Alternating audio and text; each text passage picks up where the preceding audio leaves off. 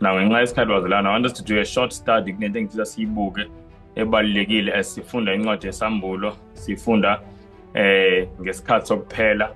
Okunye okubalulekile engifisa sikubuke bazalwane, it's the important preparation yenhliziyo bazalwane. As sasifunda kuyifundo edlulile ukuthi into ebalulekile kakhulu umsebenzi owenzekalayo einhliziyweni zethu. There are movements all around the world enzekalayo bazalwane akhombisayo ukuthi isikhathi esiyaphela. But uNkulunkulu ama-movements abaluleke kakhulu, ama-movements uNkulunkulu afisa ukwenza einhliziyweni zethu. Kunezinto einhliziyweni zethu ezingahlalanga ngendlela right. Uthola ukuthi kwi-position la kumele ngaba khona uNkulunkulu nomsebenzi wakhe, thina sibeke okwethu bazalwane, uNkulunkulu uzemuva. So uNkulunkulu before lama movements la sibe prepared for la enzekala emhlabeni, kunama movements uNkulunkulu kumele awenze einhliziyweni zethu. And I'm hoping namhlanje sifunda bazalwane uNkulunkulu ngempela uzosisiza einhliziyweni zethu kube khona those very important movements. Ake sine incwadi Hebrews chapter 2. Hebrews chapter 2. Now before mhlambe we read Hebrews chapter 2, ngiyafisa nje ukusho a few things ezenzakalayo bazalwane sisifundile. You know, lesikhathi sifunda kwincwadi yesambulo chapter 13 sasifunda ngesilo sesibili. Isilo bazalwane lithi iBhayibheli chapter 13 verse 11 ukuthi qhamuka isilo esivumbuka emhlabathini esinezimpondo engathi ezewundlu. Now siyakhumbula sifunda leso silo kwakuyisizwe noma umbuso iMelika, USA, United States of America. And into emangazayo ekhulunywa yizwi likaNkulunkulu ngalesa silo lithi izwi likaNkulunkulu lesa silo yebo sifana newundlu kodwa sizokhuluma njengoDraco. Verse 12 lo sezibazalwane, verse 11 no verse 12. Verse 12 eqhubeka kuyasho ukuthi bazokhuluma kanjani njengoDraco. Verse 12 futhi benza umhlaba wonke nawo bonke abahleli kuwo bakhuleke kwisilo sokuqala ingozi yaso eyalahlwa. Nawo bazalwane kumele isimangaze sonke lento ngoba namanje umbuso iMelika bazalwane izenza sabuwundlu. Sezibona bazalwane engathi ngumbuso omele uKristu. Kodwa lithi iBhayibheli ungawubuke noma ubone iwundlu, but lithi iBhayibheli ekugcineni uzokhuluma engathi nguDraco. Now ngingachithanga isikhathi ukukhuluma kaDraco bazalwane yini. Mawufunda the previous chapter, ukukhuluma kaDraco siyathola ukuthi ukushushisa, ukwenza imithetho eshushisa abangcwele baNkulunkulu. Mawufunda nje isambulo chapter 12 ufundisisa kahle, funda verse 4 no verse 15 la uDraco wayefuna ukushobadela indodana ezozalwa ngowesifazane ekhuluma ngoJesu. Ngesikhathi uDraco wayefuna ukushobadela uJesu, siyakhumbula ukuthi wenza kanjani uDraco. Wasebenzisa uHerod angisho. uHerod wenza kanjani efuna ukubulala uJesu? Washaya umthetho ukuthi akubulawe zonke izingane from 2 years old and below. Seyezwe bazalwane. So ngumthetho owashawa owenza ukuthi isigcino sawo kube khona intshushisi yenzekalayo bazalwane. Seyezwe bazalwane. Now uDraco ukhuluma kanjalo. So kuthiwa iMelika izokhuluma njengoDraco. Izoshaya imithetho eshushisa abangcwele. But bazalwane mawubuka manje sizwe seMelika asikho njalo bazalwane. Lokhu ke kusho ukuthi isiprofeto siyasitshela ukuthi iMelika ukuze yenze lento ekhulunywa isiprofeto kumele kube khona ushintsho kwimithetho yaseMelika. Nayo bazalwane kumele sibuke kukhona, kumele sibone kukhona izinto ezikhulunywa ngabantu eMelika mayelana nezenkolo, because ukhumbula ukuthi inkolo ikhuseliwe eMelika ngemithetho. First Amendment iyasho ukuthi isizwe saseMelika ngesikwazi ukushaya umthetho noba simise enye inkolo phezukwenye noba shaya umthetho mayelana nezenkolo. Kuyazwakala bazalwane. First Amendment, first right, first law ngasho kanjalo eMelika leyo bazalwane. But isiprofeto sithi leyo law le izoshintsha. Isiprofeto sithi iMelika izokhuluma njengoDraco. Nabazalwane if siyalandela izifundo zethu siyabuka ukuthi yonke into ibikhulunywa ile siprofeto kusambulo 13 igcwalisekile njengoba injalo. Ngoba ngesikhathi kuqala ukushunyayela bazalwane ngonyaka 1852 ukuthi iMelika yiso lesilo lesesibili, kwakungabukeki ngathi yiso lesilo ngoba ngaleso sikhathi iMelika bazalwane yayingesona isizwe esinamandla kunazo zonke izizwe. Kodwa la kwincwadi yesambulo iBhayibheli ikhuluma ngalesilo sesibili ukuthi sizokwenza umhlaba wonke ukhuleke. kwisilo sokuqala, okusho ukuthi lesilo sesibili iMelika abazalwane kumele kube yisilo esinamandla, but ezikuhamba isikhathi kwabonakala ukuthi iMelika ngempela yagcina iwathola lamandla isiprofethi esikhulume ngawo, yagcina ithola futhi necontrol yezomnotho. So masithi isiprofethi abazalwane nomthetho waseMelika uzoshintsha noma kunezinto abazozenza to bypass lo mthetho sewukhona abazalwane, kumele silindele lokho ukuthi kuzokwenzeka kanjalo. And the reason ngikhuluma lokho is because last month yebo, nge-26 June kunencwadi enkulu eyasubmitha kumongameli Donald Trump, isubmitha yi-Religious Liberty Commission bazalwane. And leya ncwadi bazalwane iqukethe izinto eziningi, iphethe ama-suggestions ashintshayo indlela bazalwane ezenkolo bezibukwa ngayo eMelika. I-First Amendment ikhulunywa ngeseyitolikwa ngenye indlela. Kukhona nomnye umthetho osho ukuthi ibandla akumele li-influence uhulumeni, i-Johnson Amendment. Manje lapha kukhulunywa ukuthi kumele ikhishwe bazalwane. So zonke lezi zinto bazalwane ziyenzeka phambi kwamehlo ethu. And you know, kunento eyangithusa ekhulunywa ngomunye olapha kuleya commission, ngoba kuleya commission kunabafundisi beyinkolo ezihlukahlukene. Omnye umRoma, ubaba ngumRoma, uyakhuluma ukuthi masikhuluma ngenkululeko yezenkolo, religious liberty, akumele sicabanga ukuthi inkululeko ukuthi umuntu akhethe noba yini ayifisayo. Ingididile kakhulu leya nto, uthi ngoba yilokukhetha noba yini umuntu akufisayo okusibeke la sikhona, okwenza ukuthi kube khona ubutabane, okwenza ukuthi kube khona lokhu nalokhu, ngoba abantu bonke bakhetha abakufisayo. Shuthi i-religious liberty akumele sicabanga ukuthi yileyo nto ukuthi umuntu akhethe akufisayo, kumele sihambe bathi ngendlela kaNkulunkulu, but leyo ndlela kaNkulunkulu itolikwa yiningi, majority nayizo bazalwane. Now leyo nto yenza inkinga bazalwane, ngoba isiprofetho angithi nje iBhayibheli kusukela ekuqaleni ngezikhathi zikaNoah liyaveza ukuthi bazalwane abantu abehlezi besesayidini kaNkulunkulu kuhlezi kuyi-minority, ingcosana. Iningi lihlezi lisesayidini elirong bazalwane, ngisho nangesikhathi sikaJesu kuze kube sekugcineni kunjalo. So leya nto ikhuluma ulo wamRoma bazalwane iye yangimangaza kakhulu, ngabuka ukuthi ngempela bazalwane le commission lekhulunywa ukuthi ye-religious liberty kahle kahle akuyona i-religious liberty, ye-religious oppression, eyokucindezela, akuyona ukukhulula. But usathane vele unjalo, mayizokucindezela uza engathi uzokukhulula. Senzele bazalwane, siyamkhumbula usathane efika ku-Eva wathi hayi ngizokukhulula, uNkulunkulu udlala ngawe. But ilapho umuntu waqala khona ukucindezeleka. Usathane came as a liberator, embuku ivu uthi nangu usathane ezongiliberator, but mase kubukeka the results walento bazalwane usathane uyikhuluma kwakuyi-oppression. So bazalwane if sinamehlo okubona kumele sibone ukuthi isikhathi esikusona bazalwane isikhathi ngempela la kugcwaliseka khona iziprofetho, and konke esifunde ngakho bazalwane akhona into eyodwa engazokwenzeka. Sekuthina ukuthi bazalwane siyazilungiselela yini for ukubuya kaJesu, ngoba kubuya kaJesu kuseduze. Masibona bazalwane kwenzeka lezi zinto ezenzekalayo, ngoba mawufunda kuSambulo chapter 17 lo siloku sikufunda, sibona owesifazane egibele isilo. Sezona bazalwane lapho kuvela isithombe sani sebandla lilawula umbuso, exactly lento lapha kuleya ncwadi leya, kuleya draft bazalwane i-Religious Liberty Commission, ngoba bakhuluma ukuthi i-First Amendment ayivimbi ukuthi ibandla liparticipate kwizinto zombuso noma li-influence umbuso, kodwa i-First Amendment ithi Congress shall not make, ayisho ukuthi church shall not make. Ngamangala bazalwane mabekhuluma lezo zinto ngathi ngamayamazi ama-intentions abo athi bazalwane bafisa ukuthi ibandla lingene embusweni lishaya imithetho. So kumele bazalwane masibona into kanje ngempela siqwashe uNkulunkulu asivuse, sikwazi bazalwane ukuthi silungiselele both physically and spiritually, Now ngiyafisa bazalwane sike sibukeke that wonderful spiritual preparation esiyidingayo. Asini bengithe Hebrews chapter 2. Before sifunde Hebrews chapter 2 ngicela sifunde uMatthew 26. Namhlanje sofunda bazalwane very short study, ngiyathemba ngeGetsemane. Sifunda eGetsemane bazalwane. Now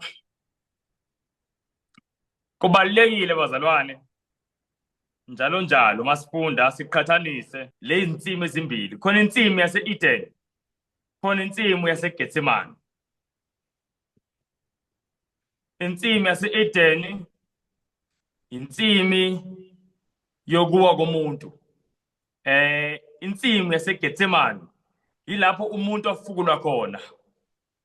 Insimi yase-Eden bazalwane insimi lapho izinto zazilula benethezekile uAdam noEva kungekho ubunzima obukhona. Insimi yaseGetsemane bazalwane insimi lapho bazalwane kwakukhona ubunzima okakazi kube khona emhlabeni. Akekho umuntu akathwala lo ubunzima uJesu abuze eGetsemane. Futhi eEden akekho umuntu oke abe nezinto ngendlela elula njengoba bebenazo uAdam noEva. Those two gardens bazalwane sizifunde. Lenye insimi yokungalaleli, the garden of disobedience. La abantu baqala khona ungamlaleli uNkulunkulu. Bengenazo isizathu sokuthi bangamlaleli. Insimi yaseGetsemane insimi lapho bazalwane uJesu walalela uNkulunkulu enazo zonke izizathu zokuthi angalaleli ngoba wayengenacala. Kodwa uJesu walalela wenza lokhu uNkulunkulu ebekufisa. So kubalekile ukufunda bazalwane ngalensimi yaseGetsemane. Abantu abaningi bazi more about Eden kuneGetsemane. But ayisibuke indaba eGetsemane bazalwane. Siya kwincwadi Matthew 26. Asiqale kuverse 36. Osifundelayo. Ngicela ukuthi ngikhuleke before sifunde. Just let me pray then siyafunda. Okay. uNkulunkulu nomusa nothando olujule kakhulu. Nkosi sesikhulekile siyazi ukuthi unathi. Siyaqhubeka nje Nkosi ukuthi uvule imiqondo yethu, uvule inhliziyo zethu sikuzwe. Nkosi sisenkingeni ngoba sisebuthongweni. Na siyacela Nkosi usisize sivuseleleke ngendlela emangalisayo. Ukuze Nkosi umsebenzi wakho siwenze sokufeze sokuqedela emhlabeni ukwazi ukubuya uzosilanda Nkosi. Elusisize kakhulu siyacela ngegama lika Jesu Kristu sinazaretha. Amen. Amen. So lapha uverse 36 ufundeka kanje. Khona uJesu wafika nabo endaweni ethiwa iGetsemane. Wathi kubafundi, hlalani phansi, ngisaya kukhuleka laphaya. Amen. Bengithi ngizacela uqhubeke nayo. Ngize yebo, ngifike kuba Ufike kuverse 41. Ngiyabonga. Verse 37. Wathatha uPetru namadodana amabili kaZebedewu waqala ukuba nomunyu nosizi. Khona wathi kubo, umphefumulo wami ulusizi kakhulu kuze kube sekufeni. Hlalani lapha nilinde kanye nami. Waqhubeka ingcosana wawa ngobuso bakhe wakhuleka wathi, Baba, uma kungenzeka akudlule kimi lesi sitsha. Nokho kungabi njengokuba ngithanda mina, kodwa njengokuba uthanda wena. Wayeseza kubafundi wabafumana belele. Wathi kuPetru, kanti beningelinde nami ihora libe linye na? Lindani nikhuleke ukuba ningangeni ekulingweni. Umoya uyavuma, kepha inyama ibuthakathaka. Amen. Amen. Now bazalwane eGetsemane sifunda ngoJesu. La kuncwadi kaMateyu chapter 26. Kunento engifuna siyiqaphele bazalwane. Kuthiwa uJesu mayingena ensimini yaseGetsemane verse 37 lo. Kuthiwa waqala bazalwane ukuba nomunyu kakhulu. Sayizwa bazalwane. And ngamanye amazwi bazalwane uJesu waba nobuhlungu. Lithi iBhayibheli ngesingesi began to be very sorrowful and heavy. Wezwa ubuhlungu obungachazeki bazalwane esangena ensimini yaseGetsemane. And liyaqhubeka iBhayibheli malikhuluma verse 38 kuthiwa wakhuluma uJesu kubo. Wathi umphefumulo wami ulusizi kakhulu kuze kube sekufeni. Yazi bazalwane ube nosizi inhlobo yosizo engathi lizokubulala usizi. Ubani oba nosizo olunjalo bazalwane bengathi nginosizi engathi ngizofa ngenxa yosizi. uJesu wezwa usizi olunjalo eGetsemane. And bazalwane wahamba uJesu wayokhuleka. Mayokhuleka lithi iBhayibhile wawa ngobuso. Akaguqanga as at other times aguqe nje amadolo kodwa la uJesu wawa ngobuso bazalwane. Wakhuleka. Umkhuleko wakhe uwodwa bazalwane ukhuluma indaba enkulu. Ukuthi uJesu wezwa ubuhlungu omnganani. uJesu for the first time so lokho bazalwane uJesu ekhona nobaba kusukela ephakadeni kuze kube la emhlabeni. For the first time uJesu ecela ekhuleka ecela ukuthi angayenzi into bebeyiplanile nobaba. Naye izona bazalwane ngifuna sibe ne-estimate ngoba asinako ukulinganisa ukuthi kahle kahle how heavy was the punishment yesono sethu bazalwane kuJesu. And masicabanga ngifuna bazalwane sibuke umuntu angabuka ukuthi isono sethu, umuntu abuke ukuthi isono sami. Ngoba bazalwane uJesu akafelanga umhlaba as a group, wafela abantu basemhlabeni as individuals. Noma bekuthiwa umuntu owonile uyedwa uJesu wayofa.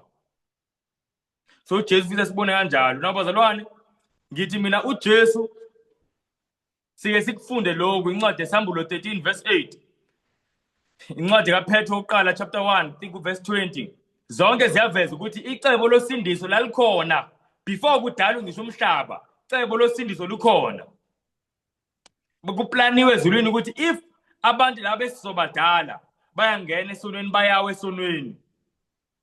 Njengoba noLucifer nezingilosi zakhe sebengenile esonweni. If abantu esobadala bayawe esonweni, nayi indlela abazohlengwa ngayo. The plan is there. Yonke bazalwane from Bethlehem to Calvary icebo likhona. But mase kufika eGetsemane uyakhuleka uJesu. And sikhumbula uJesu bazalwane uJesu unjani character kaJesu. uJesu akaze acomplain even once about anything. uJesu wayelala eintabeni.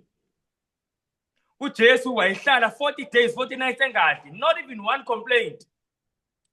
Kodwa mase kuqala ukubekwa phezulu kwakhe bazalwane, the punishment, the burden yezono zethu, uJesu yakhala kuBaba. Uthi Baba bengicela makwenzeka le ndebe idlule. For the very first time bazalwane uJesu evula umlomo wakhe ecela ukuthi Baba if it is possible ngicela singayenzi lento esayiplanayo kusukela ephakadeni. Can you imagine bazalwane leyo burden yayingakanani ezomenza ukuthi uJesu akhuleke kanjalo? Isono bazalwane sisithatha ungathi into encane. Ayikho into ekhalisa uJesu. Ayikho into futhi ekeyenza uJesu bazalwane akhuleke bazalwane. Akhuleke noma acele ukuthi ngicela ukwenza ngenye indlela Baba. But makufika bazalwane to the burden yesono sethu, wacela uJesu. Kwangekho lula uJesu bazalwane ukuthi athwale ukushawa kwethu kungene kuye. Kodwa uJesu akuthwala. Now I want us to see something. Mawufunda incwadi kaLuka nangayo le ndaba eseGetsemane, ufunda kuLuka chapter 22. Uqhubeka nayo nje usuka lapha kuverse 41 kanje wehla nayo. Bible bazalwane liyasho ukuthi uJesu esosizini olukhulu wakhuleka kakhulu. Lithi iBhayibhile umjuluko wakhe wagcina seyiphuma igazi from the face. Akakhwazanga ngumuntu uliphumela igazi. Now I want to say something. uJesu njengoba eGetsemane, leli gama lithi Getsemane bazalwane line meaning emangalisayo. Igama lithi Getsemane kuhlanganiswa amagama wesiHebheru ayi2. Kuhlanganiswe igama elithi God elisho ukuthi bazalwane to crush. Nezolo bazalwane God. Igama lisho ukuthi to crush. And then lihlanganiswe elesibili igama nguSheman. Sheman ngeShebheru elisho ukuthi amafutha, oil. Nezolo bazalwane. And mawuphenya ngokomlando wayeGetsemane indawo lapho bazalwane kwakunezihlahla zama-olive and kwakunendawo yokupressa ama-olives kuphuma amafutha nezolo bazalwane. So iGetsemane kwakuyindawo la kwakupresswa khona i-olive eliphelele eliphilayo licrashwe so that kuphuma amafutha abantu bezodla baphile. Sayizolo bazalwane, that is Getsemane.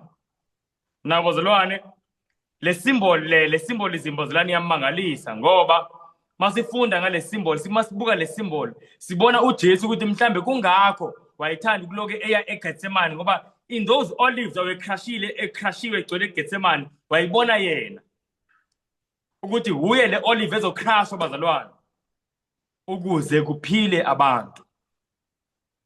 And uJesu bazalwane wacrashwa ngoba siyabona ukuthi eGetsemane uJesu lithi iBhayibheli wawa ngobuso phansi, yeah? And seyiwe ngobuso bazalwane uJesu waqala wopha in the face ngenxa yomthwalo wezono zethu uJesu bazalwane. Now senincwadi emaHebheru chapter 2 kunento engifuna siyibuke bazalwane concerning lento yenziwa uJesu ukuthi yini ayimenza uJesu ukuthi ophe kangaka, yini ayimenza ukuthi abe nomunyu kangaka, yini ayimenza ukuthi abe nosizi, usizi elizombulala, yini ayimenza ukuthi uJesu enze into angakaza yenze. Acele uJesu athi baba bengicela ukuthi lento esayiplana uma ngaba kuyenzeka ngicela baba siyenze ngenye indlela, not this way. Bazalwane, umthwalo uJesu wangithwalela wona mina ngeke ngikwazi ukuze ngikwazi bazalwane mase sifika ezulwini. Ngesifika ezulwini ngoba namanje ngizama ukuchaza bazalwane kodwa asikaboni lutho. uJesu wahlupheka kakhulu ngenxa yesono somuntu bazalwane. Ake sifundeni la maHebheru chapter 2. maHebheru chapter 2. Yebo, siya kuvesi ba. Ngicela sifunde nje uverse 9 kuphela. Verse 9. Uverse 9 ufundeka kanje. Kodwa siyambona owenziwe waba mncinyane isikhashana kunezingelosi, uJesu ebekiwe umqhele wenkazimulo nodumo ngenxa yokuhlupheka kokufa, ukuze ngomusa kaNkulunkulu ezwe ukufa ngenxa yabo bonke. Amen. Ngesingesi ithi, but we see Jesus made a little lower than the angels for the suffering of death, crowned with glory and honor, that he by the grace of God should taste death for every man. Sayizolo bazalwane, kuthiwa uJesu wenziwe ukuthi abe ngumuntu.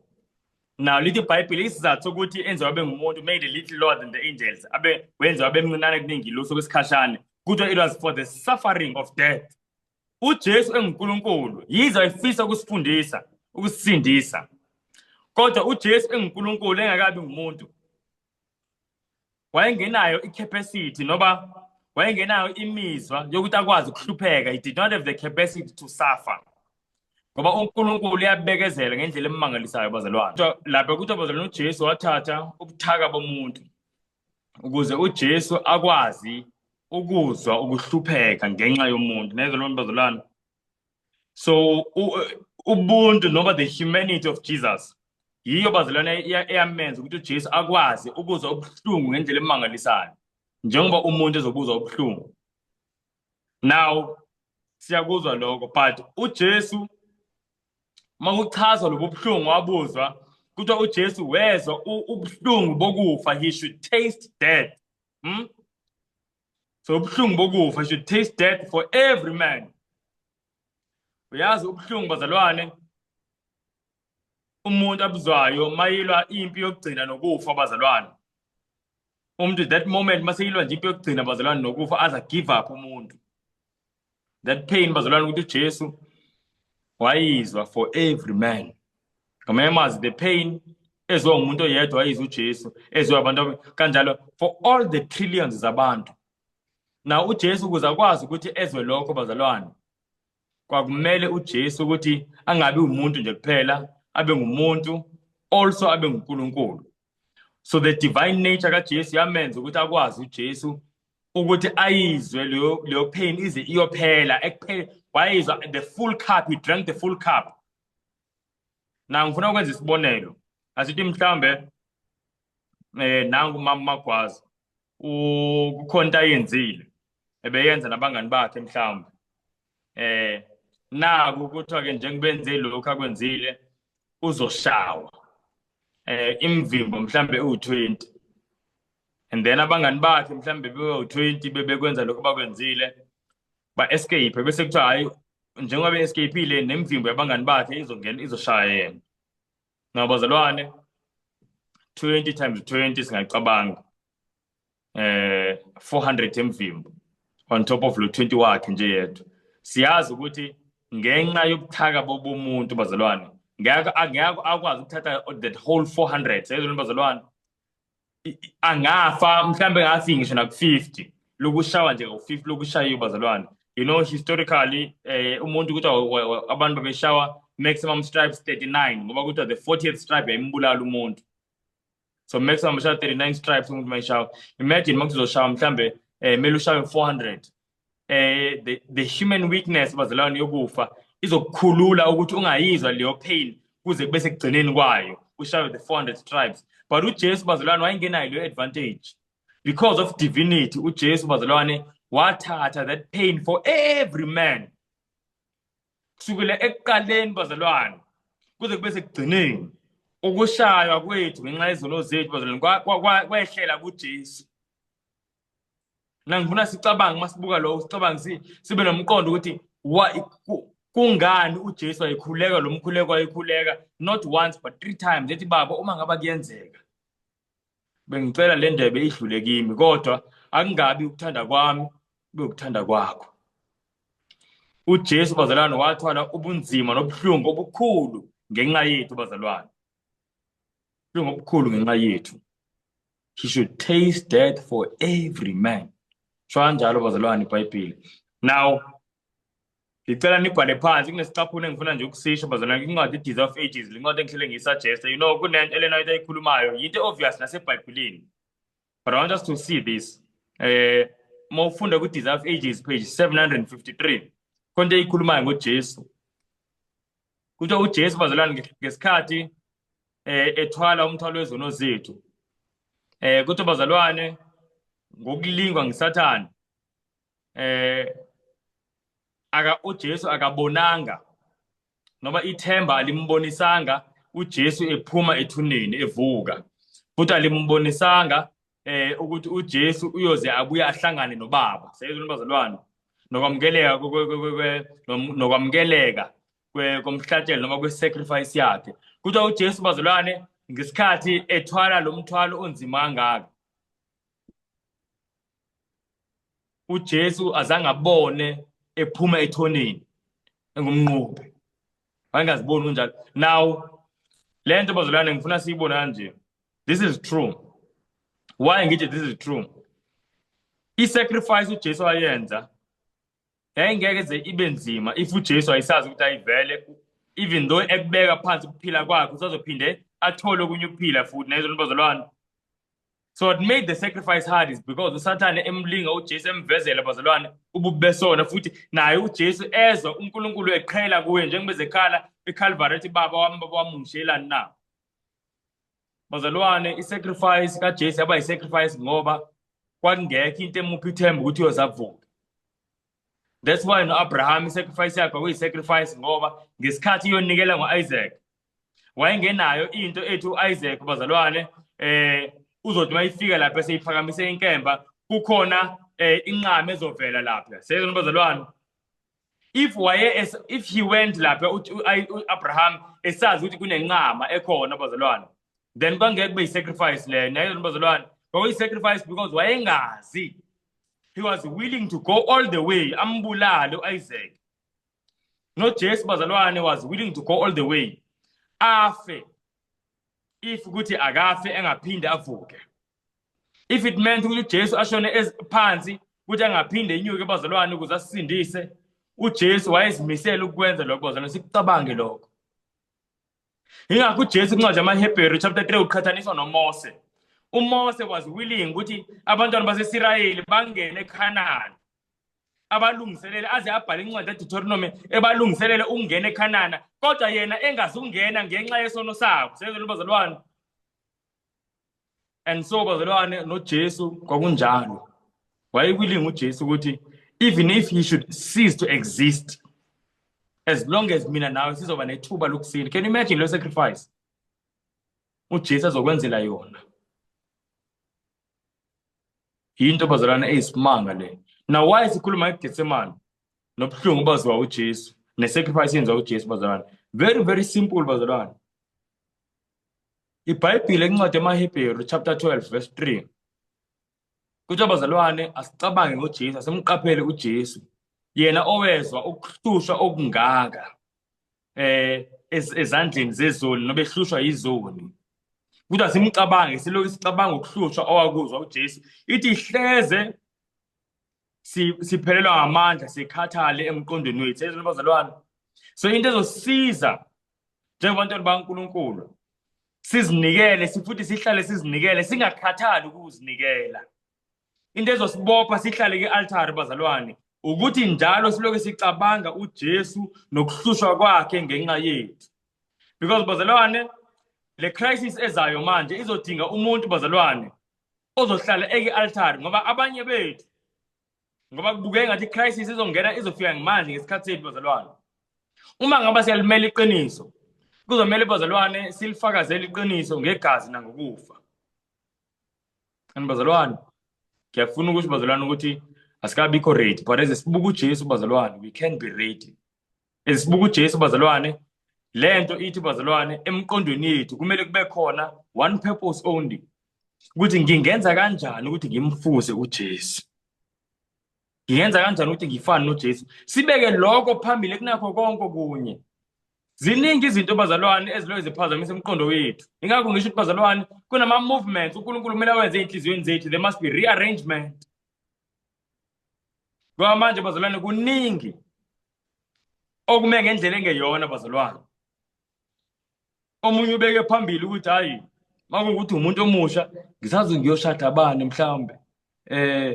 Omunye mhlambe ubeke phambili ukuthi ngiyodlani ngiyokwakhapi na konke lokho bazalwane. Lithi iBhayibhile kuMateyu 6 verse 32 ukuthi ubaba wenu uyazi ukuthi niyazidinga lezo zinto. God knows about all of that. And ezinye izinto esiziplanelayo do you know bazalwane ukuthi ezinye izinto esiziplanelayo ngokubonakala kwesikhathi kungenzeka ukuthi singafiki nokufika kuzo. Kodwa sizibeke phambili.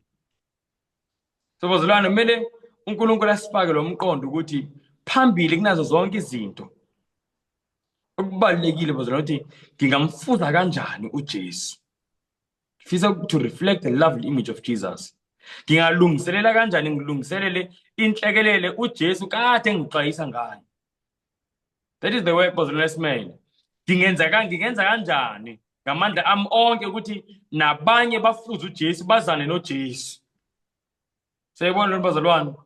You know inkinga yethu bazalwane siphazamiseka kalula. But masibuka uJesu ngiyayithanda incwadi emaHebheru ithi but we see Jesus. Ngiyayithanda nje email lapho bazalwane ithi but we see Jesus.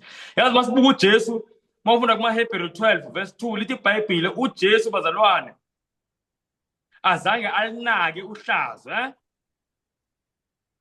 nayikhumula verse bazalwane kuthi uhlazo uJesu akalinakanga seyelenga esiphambanweni enqunu. Do you know bazalwane abantu bambuka uJesu enqunu ingilosi ngisho uJesu eqokile inkazimulo yakhe yenza ukuthi izingilosi zizisithe ngamaphiko kanje mawufunda incwadi kaIsaiah chapter 6. But bazalwane abantu bambuka uJesu. Abantu bambuka uJesu enqunu lenge but uJesu ukuthi azange alinake uhlazo. Inkinga yethu bazalwane sinaka into eziningi. Sinaka uhlazo ukuthi bakithi mawukuthi kwenzeka kanje ngizohlazeka. Noma sinake izinto ezisihluphayo. Zigcine lezo zinto zisihluphe zisuse kuNkulunkulu. Zisuse on the real issues of the hour. On the real issues of the hour bazalwane.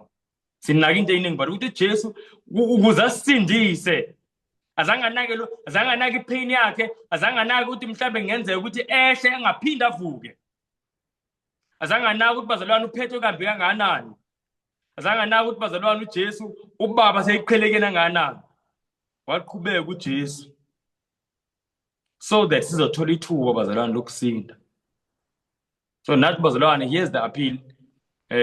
Ngivala isifundo engifisa ukuyenza ukuthi bazalwane, kanti uNkulunkulu engasisiza kulo msebenzi engubalile lento eziwu-3 nje bazalwane, ukuthi sibe nesimilo sikaJesu, sikwazi futhi ukusiza abanye bathole isimilo sikaJesu, meaning ukuvangela nokulungiselela bazalwane inhlekelele uJesu akade sixwayisa ngayo.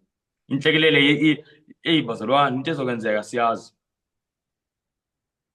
and we need to prepare. Kudala sikhuluma nge-physical preparation bazalwane, physical preparation as well. Njengoba noNoah washumayela wabe eprepare physically, esakha umkhumbi ngoba esazi ukuthi kuza uzamcolo, nathi kuza inhlekelele, kuze isikhathi labazalwane mawuzinikele kuJesu awuzokwazi ukuthenga nokuthengisa, uzokhishwa kwi-system yonke yomhlaba. Are you prepared?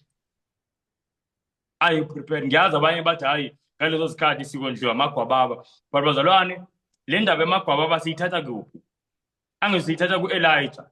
Uyakhumbula kodwa amagwababa emondla u-Elijah amondlela kuphi? Azange amondlele ela ayifisa khona. uNkulunkulu wakhuluma ku-Elijah wathi, Elijah phuma la ukhona uhambe uye emfuleni eCherith, lapho ngilungise amagwababa azokondla khona. Yini bazalwane?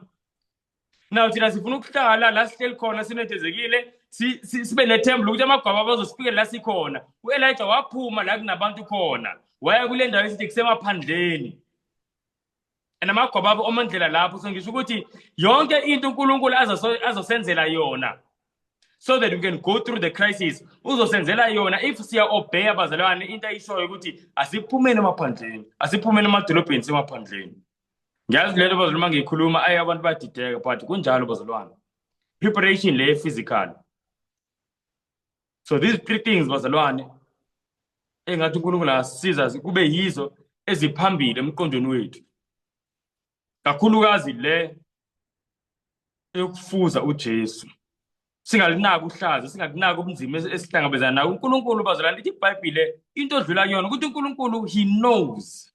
Yabe ngiyithanda la verse uthi uyazi ukuthi uyayidinga lento, uyazi uyayidinga lento bazalwane. He knows all our needs, but uNkulunkulu into ayifisayo bazalwane ukuthi sibe nesimilo esifana noJesu, sibe ne-submission even bazalwane kunzima, to submit even kunzima bazalwane.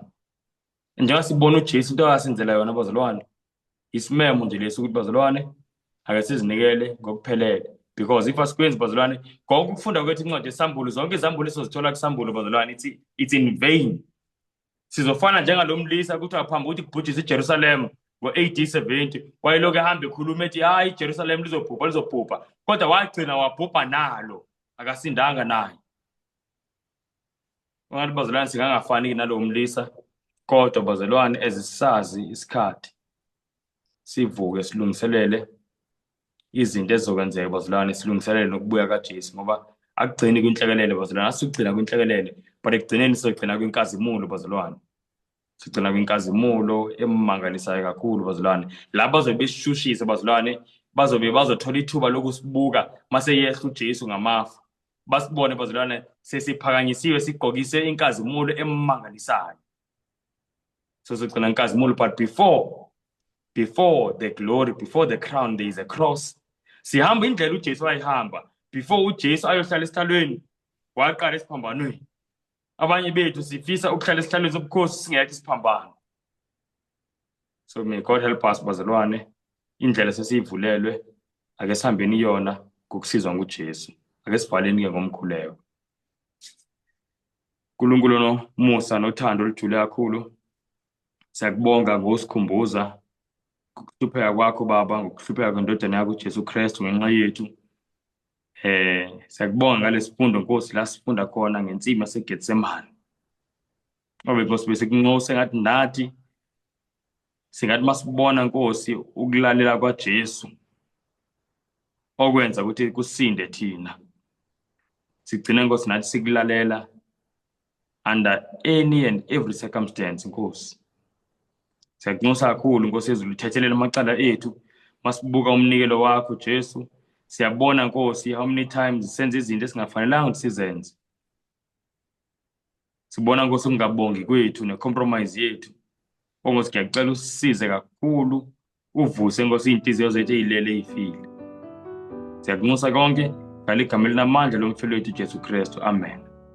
And as for me, I will behold thy face in righteousness. I shall be satisfied